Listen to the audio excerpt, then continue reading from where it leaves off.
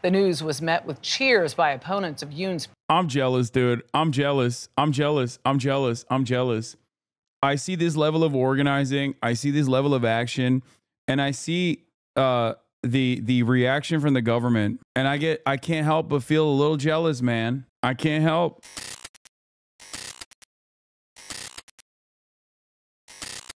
Speaking of incels, from Peter Thiel to South Korea. Ladies and gentlemen, South Korea have voted to impeach President Yoon. We're going to talk about South Korea real quick before we get to the drones, okay? It is straight up fucking, this is a moment of joy and moment of celebration for the country that invented Neo-Confucianism. Through a bitterly cold Seoul winter day, the crowd swelled in front of South Korea's National Assembly. An estimated 200,000 people, warmed by multiple layers and favorite K-pop anthems, hoping their sheer weight of numbers would push their parliamentarians to act and impeach President Yoon Suk-yeol. Further north, in Seoul's historic main square, a mirror image, if much smaller, protest in support of President Yoon. Passions at high volume here too, the soundtrack though stemming from South Korea's earlier decades.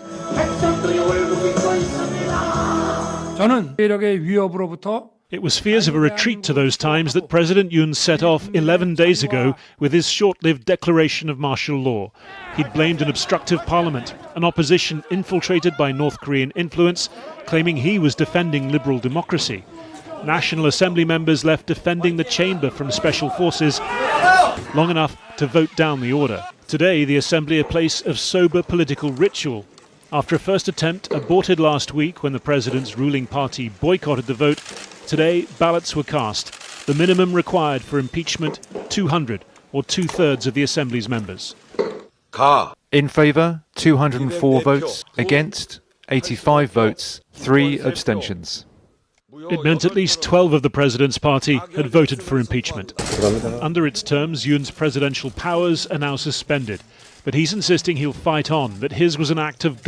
It's really interesting because South Korea's history with like military dictatorship and authoritarianism that is not so far away, that is in the not so distant past, that like a lot of people understandably have anger and resentment towards that sort of thing. And that's precisely the reason why I think liberalism won on this day. Like, this is what American liberals think, what their hashtag resistance liberalism looks like. And this is actually hashtag liberalism in action. Like, they did literally vote for a guy who failed to facilitate a military coup. I think it's interesting, but obviously there's some serious historical reasons as to why it happened in the way that it did. You've had historically unpopular leaders engage in military coups. I think he failed to secure the loyalty of the military, or at least decent swaths of the military. He failed to secure the loyalty from his own personal party. He failed to do a PSYOP or a false flag operation in an effort to, at the very least, like create a serious threat where martial law declarations were seen as a necessity. He has a 15% approval rating, but I think that hasn't stopped other unpopular leaders in the past. Their liberal W's did require sitting members of Congress to stare down riot police / National Guard types in the protests, something our Dems wouldn't do. I think there's that aspect of it as well.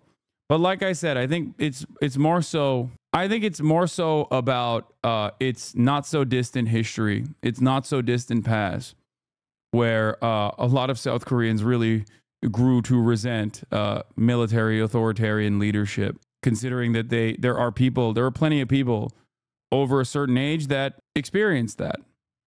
They saw it. They know what it was like. So for them, this is a battle of survival. So I think that does play a big role, in my opinion, in the broad reception of this sort of martial law declaration, paired up with the fact that there wasn't really any sort of just cause for it. You can't just straight up be like, nah, there's North Korean sympathizers in the building, and that's why I had to do martial law out of nowhere. Especially without, there's no cause. just or unjust, doesn't matter. You don't have your cabinet and you don't have the military, you're going to get cooked. So there it is. Governance, not insurrection. I may pause for a moment now, but the journey towards the future, which I have walked with the people over the past 2.5 years, must never come to a halt.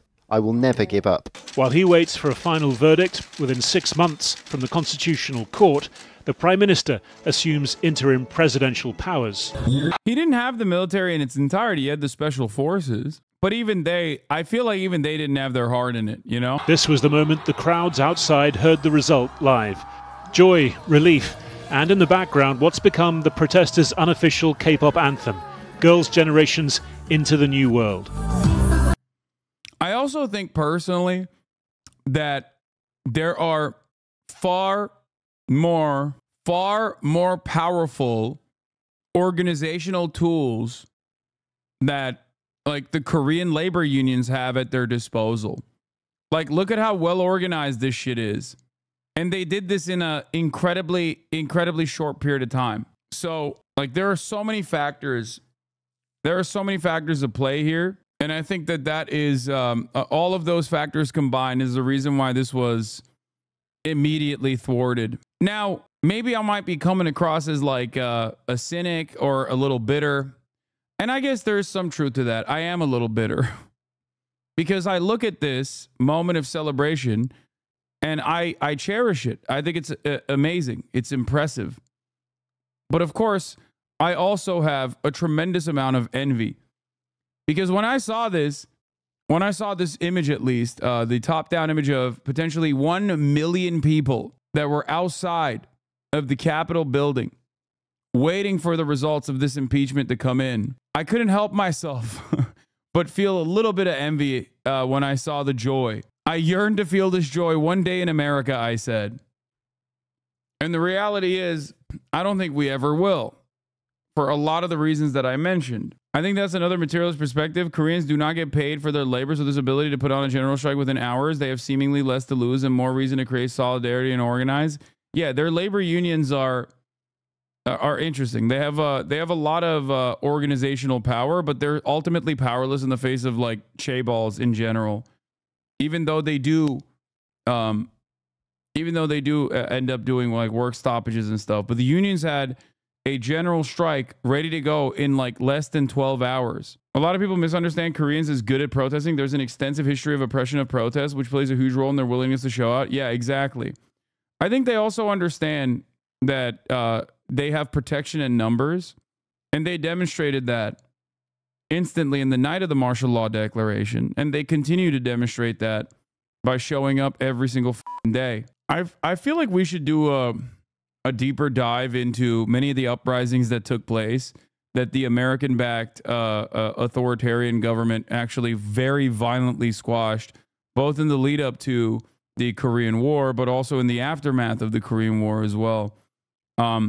Because we played a pretty formative role in the development of South Korea. And not only that, but also, we played a pretty formative role in the maintenance of the authoritarian military rule in South Korea because it benefited us. Another bulwark against potential growth of communism in the region, another military base to be placed. And in that process, if you were to be violent with anyone and everyone that you personally thought was a threat to the established order, you could simply call a communist sympathizer and kill them. And many were killed. I think this plays a pretty big role in the current material conditions of South Korean existence. It's important to understand it better. World.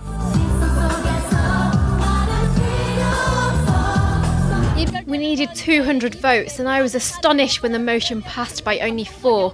I felt South Korea's democracy was still alive. Lawmakers should never ignore our voices in the future. It was an honour to be here with all these people. I expected this result today, but now that it's happening, I feel so happy and moved that I burst into tears. Our people are great, and we did it. We will keep on this in the future as well. But how new is this world? The opposition leader Lee Jae-myung, a potential next president, was himself convicted of breaking election law last month and has 3 other trials outstanding. It may be enough for the crowds here that they prevented a journey back to an old world of military dictatorships past.